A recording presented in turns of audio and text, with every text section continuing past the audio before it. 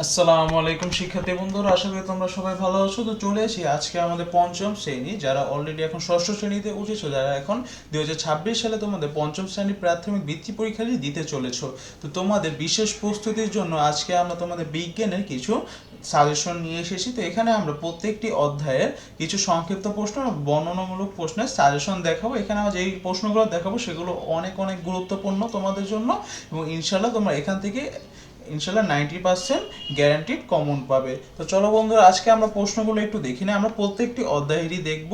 তো আমাদের প্রথম অধ্যায় আমাদের পরিবেশ। তো এখানে আমরা দুটি সংক্ষিপ্ত প্রশ্ন দেখব। একটি হচ্ছে বাসস্থান কাকে বলে বা বাসসংস্থান কাকে বলে। দুই, উদ্ভিদের খাদ্য তৈরিতে সূর্যের আলোর গুরুত্ব কী। এরপর একটি বর্ণনামূলক প্রশ্ন, পরিবেশের ভারসাম্য রক্ষায় উদ্ভিদের অবদান 5টি বাক্যে লিখো।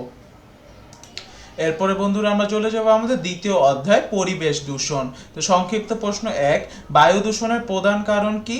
দ্বিতীয়, শব্দ দূষণ মানুষের স্বাস্থ্যের কি ক্ষতি করে। এরপরে বর্ণনামূলক প্রশ্ন, পানি দূষণ প্রতিরোধের 5টি উপায় বর্ণনা করো।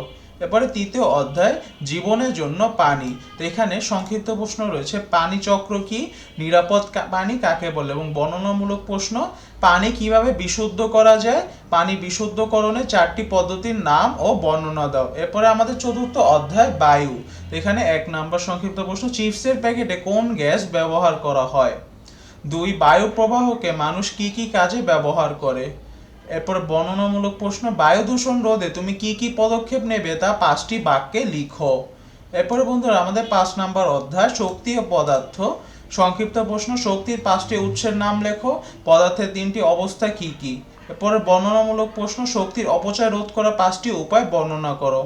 এরপরে ষষ্ঠ অধ্যায় সুস্থ জীবনের জন্য খাদ্য। তো এখানে সংক্ষিপ্ত প্রশ্ন দুটি হচ্ছে, এক, সুষম খাদ্য কাকে বলে। দুই, জাঙ্ক ফুড, ইংলিশে বলে জঙ্ক ফুড, স্বাস্থ্যের জন্য ক্ষতিকর কেন। এরপরে বর্ণনামূলক প্রশ্ন, খাদ্য সংরক্ষণের গুরুত্ব ও 5টি পদ্ধতি আলোচনা করো। এরপরে সপ্তমতম অধ্যায় স্বাস্থ্যবিধি। সংক্ষিপ্ত প্রশ্ন, সংক্রামক রোগ কাকে বলে, বয়স সন্ধিকাল কি। এরপরে বর্ণনামূলক প্রশ্ন, সংক্রামক রোগ প্রতিরোধের 5টি উপায় লেখো। অষ্টম অধ্যায় মহাবিশ্ব। সংক্ষিপ্ত প্রশ্ন, আণবিক গতি ও বার্ষিক গতি পার্থক্য কি, নক্ষত্রমণ্ডল কাকে বলে, এবং বর্ণনামূলক প্রশ্ন রয়েছে একটি, দিন ও রাত কিভাবে হয় তা চিত্রসহ ব্যাখ্যা করো। এরপরে আমাদের নবম অধ্যায় আমাদের জীবনের প্রযুক্তি। তো এখানে সংক্ষিপ্ত প্রশ্ন আমরা যদি দেখি, তো বিজ্ঞান ও প্রযুক্তির মধ্যে পার্থক্য কি, কৃষি প্রযুক্তির 3টি উদাহরণ দাও। বর্ণনামূলক এক, প্রযুক্তির অপব্যবহার বা ক্ষতিকর দিকগুলো 5টি বাক্যে লিখো। এরপরে আমাদের দশম অধ্যায় আমাদের জীবনের তথ্য। তো এখানে সংক্ষিপ্ত প্রশ্ন দুটি রয়েছে, তথ্য বিনিময় কেন প্রয়োজন এবং সার্চ ইঞ্জিন কি।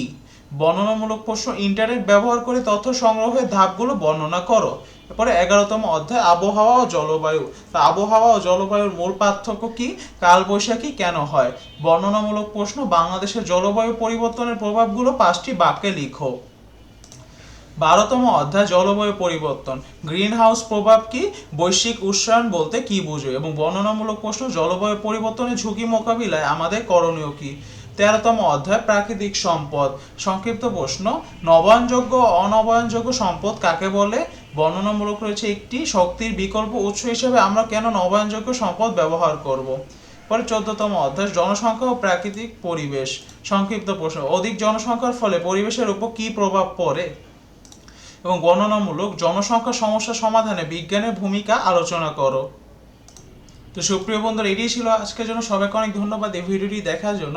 আমাদের পরবর্তী আরেকটি স্পেশাল ভিডিও আছে এই বিজ্ঞানের উপরে ভিত্তি করে, যেখানে আমরা বিভিন্ন কিছু নির্দিষ্ট চ্যাপ্টারের উপরে ভিত্তি করে সেগুলো মাল্টিপল কিছু শর্ট কোয়েশ্চেন এবং বর্ণনামূলক প্রশ্ন দিয়ে থাকবো। সেই ভিডিওটি দেখার জন্য অবশ্যই আমাদের চ্যানেলটিকে সাবস্ক্রাইব করে বেল আইকনটিকে ক্লিক করে রাখবে। সবাইকে অনেক ধন্যবাদ এই ভিডিওটি দেখার জন্য। আসসালামু আলাইকুম।